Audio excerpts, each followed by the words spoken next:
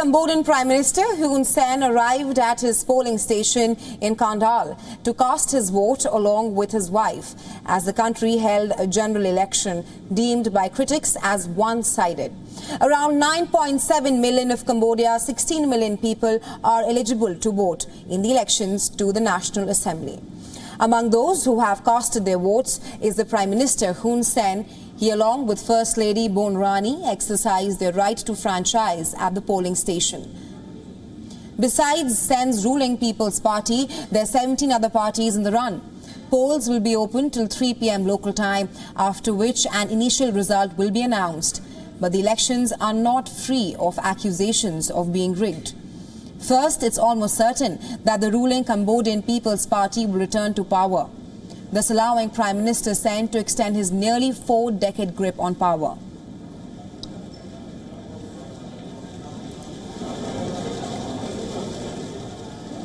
Most of the other political parties are obscure and none have the clout or resources to mount a challenge to the ruling party.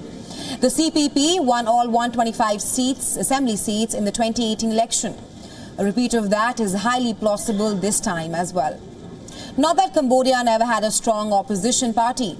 The CPP encountered its biggest challenge to its rule in the 2013 election, when it won less than half of the votes. It was closely followed by the newly formed Cambodia National Rescue Party.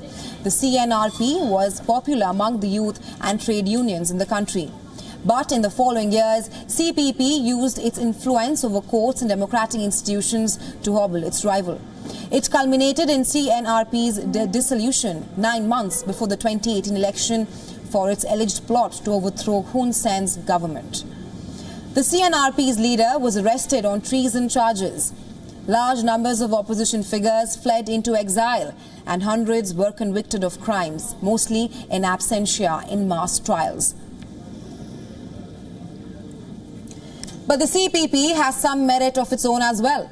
The CPP's ability to maintain peace, growth and stability after the Khmer Rouge genocide in the 1970s remains its biggest selling point, particularly in the rural areas where many Cambodians have witnessed a relative transformation in what was once among the world's poorest countries.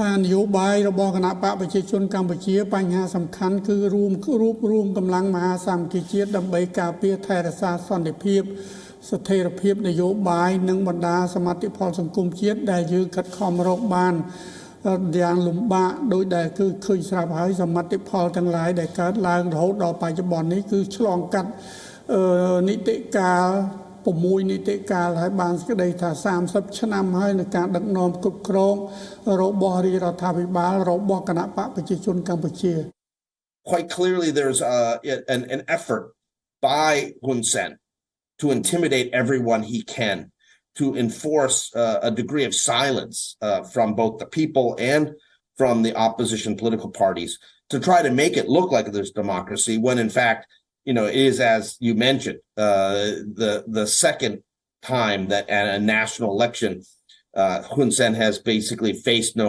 significant opposition.